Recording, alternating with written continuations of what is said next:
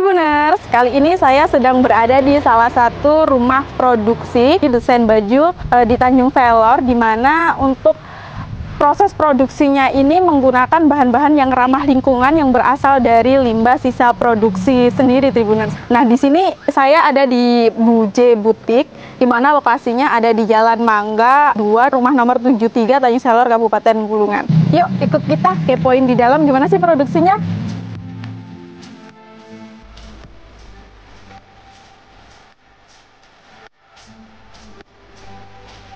Oke Tribuners, kali ini saya sudah bersama owner dari Buje Butik, yakni Ibu Zainab. Kita kepo-kepo yuk sama Bu Zainab.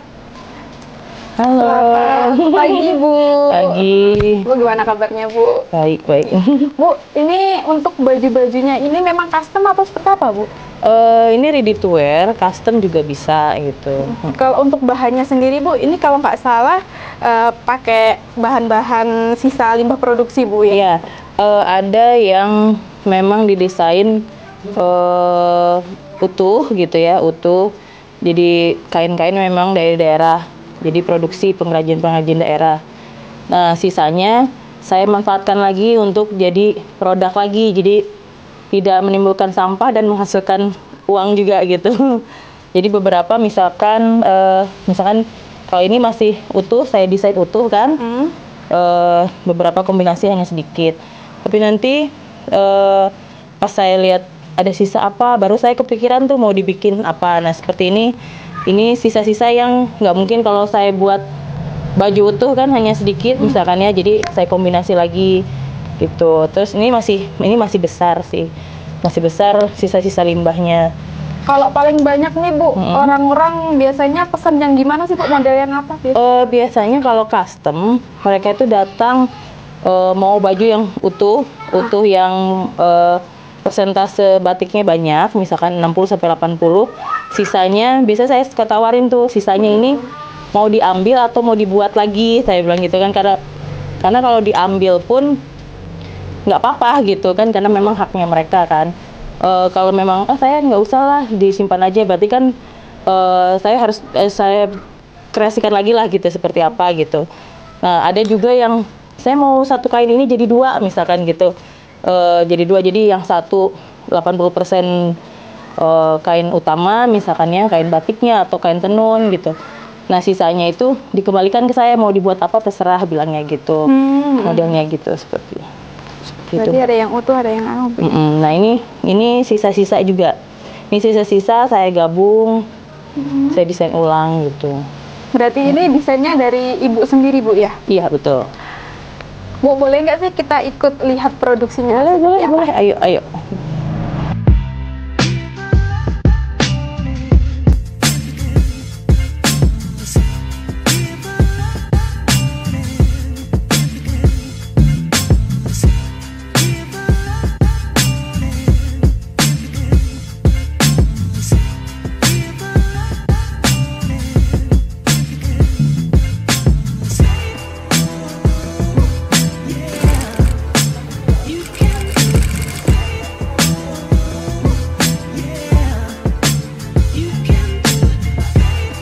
Nah, ini kainnya dari kain-kain kecil. Oh, yang sisa-sisa yang nggak bisa lagi jadi baju utuh kan? Sisa-sisanya saya buat seperti ini. Kalau terkait dengan plastiknya ini Bu? Plastiknya ini telobag namanya. Oh, telobag. Telobag ini dia terbuat dari bahan telo gitu ya. Jadi kalau sudah dibuat seperti ini, nanti prosesnya ada pemasakan gitu. Jadi dimasak di air panas, diangkat sudah hilang gitu plastiknya. Oh, berarti ini ramah lingkungan Bu, ramah ya? Lingkungan. Aman kalau misalkan kena unsur tanah atau air. Betul. Bu ya? Betul. Kalau dia kena air dingin mungkin prosesnya lama gitu. Jadi kalau kena air panas langsung lebur.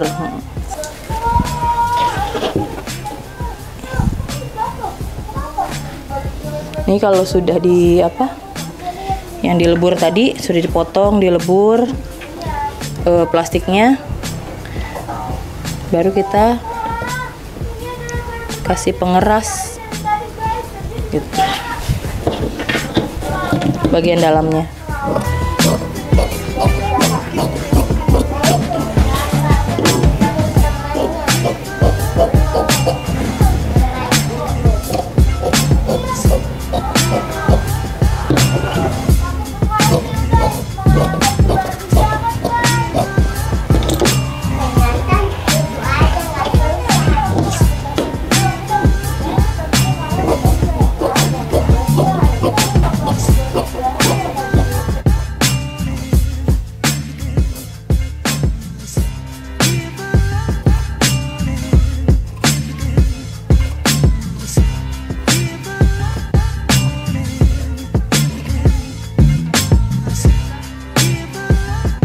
Nah, Tribuners, ini sekarang kita lihat-lihat ini untuk proses pengepresan dari kain sisa limbah produksi atau hasil kain perca-perca ini ditempel dengan kain apa, Mbak?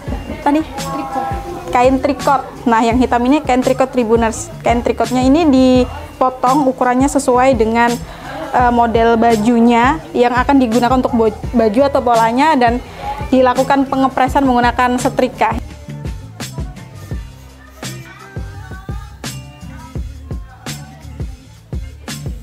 Nah, nanti hasilnya kayak gini, Tribuners. Dia akan menempel dengan sempurna. Ini gunanya, fungsinya agar kainnya itu lebih tegak atau lebih tebal.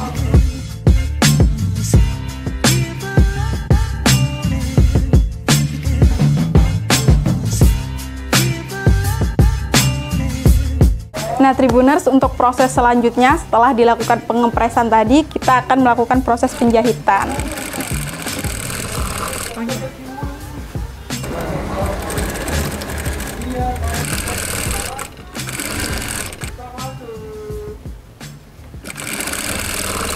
Awalnya sebenarnya saya backgroundnya kan guru. Saya pertama ngajar di sini, saya tanya-tanya siswanya kan, kamu kalau lulus mau kemana gitu kan. Terus mereka jawabnya tuh di luar dari bayangan saya gitu. Jadi paling saya mau jaga toko bu gitu kan, paling jadi di fotokopian di mana gitu. Loh, selama 3 tahun belajar busana, saya bilang kan, masa pikirannya ke situ gitu kan. Nah, ternyata setelah saya perhatikan memang belum banyak nih industri yang bisa menyerap tenaga gitu ya, tenaga anak SMK lah terutama. Terus yaudah deh, daripada saya kemana-mana mencari industri gitu ya, untuk minimal mereka PKL di mana, akhirnya saya buka sendiri gitu. Jadi di tahun 2018 itu saya buka sendiri, masih kayak custom gitu ya Mbak ya, custom, jadi terima pesanan baru dikerjain gitu. Nah, kesininya mulai nih gitu ya, saya udah punya konsepnya, saya pengen bikin baju jadi nih gitu kan, lalu merambah juga ke seragam-seragam gitu. Nah, yang penting awalnya saya hanya untuk menyerap tenaga lulusan tata busana gitu kan.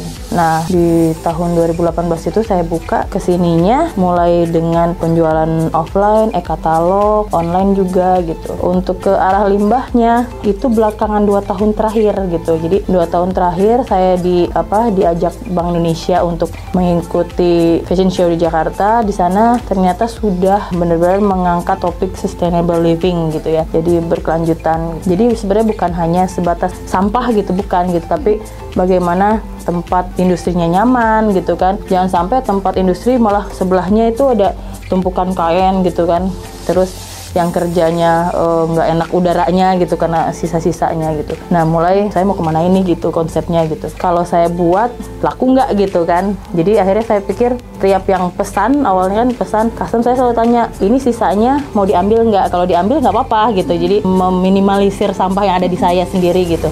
Jadi ada yang memang sisanya saya bawa aja, soalnya mau dibikin apa, dibikin tas, dibikin apa gitu ya. Oh iya nggak apa-apa. Setelah itu akhirnya ada juga yang saya mau satu kain ini dijadikan 2 baju, misalkan yang satu paling persentase batiknya hanya 20%, 10% gitu, yang sisanya full gitu. Yang di industrinya juga kalau ada sisa-sisa gitu ya, sisa-sisa ya akhirnya mereka yang nggak mau bawa kainnya gitu, sisa-sisa kainnya ya saya buat gitu. Akhirnya saya buat, lalu mulai ikutkan di pameran-pameran gitu. Dan itu nggak langsung kena sasaran gitu ya. Jadi memang kadang dibawa ada yang nggak laku, namanya usaha gitu, namanya juga usaha ya. Saya mulai menganalisa nih, oh nggak bisa nih kalau jualnya hanya sebatas saya bawa aja gitu. Ternyata harus di komunitas-komunitas tertentu gitu, yang benar-benar pecinta-pecinta lingkungan gitu. Sebenarnya saya itu nggak terlalu banyak punya karyawan tetap. Jadi yang tetap ini sebenarnya 2 orang. Selebihnya itu kadang mereka yang magang ya, dari yang magang, lalu yang sudah pernah kerja di sini saya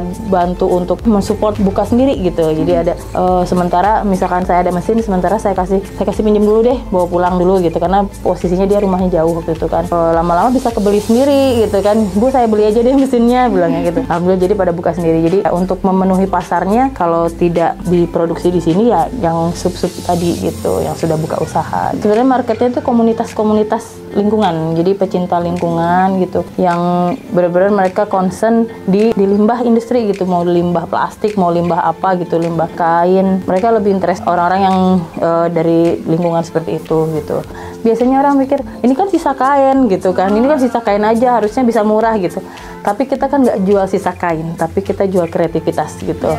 Kalau kita jual sisa kain mungkin nggak seberapa ya. Kalau jual sisa kain ya sudah, satu karung kan Rp500 kalau di Jawa tuh kan, 500.000 atau Rp500 atau Rp1.000 gitu kan satu karung. Kalau kita memang menjualnya sisa kain, tapi kan kita menjualnya adalah kreativitas gitu. Jadi kenapa yang diutamakan adalah desain produk gitu kan, bukan lagi sisa kainnya atau identik sampahnya gitu, enggak gitu. Jadi kalau untuk masalah harga ya kembali lagi komunitas-komunitas tertentu itu lebih paham sebenarnya.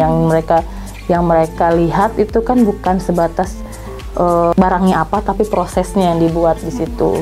Paling murah itu di angka 250 ya, 250 bisa lebih karena kan tergantung bahan pendampingnya lah, istilahnya bahan utamanya kan itu ya dari sisa-sisa, yang lain-lainnya dan kreativitasnya itu yang kita hitung. Kalau untuk baju-baju seragam melalui e-katalog itu estimasinya di angka 30 sampai 100 jutaan.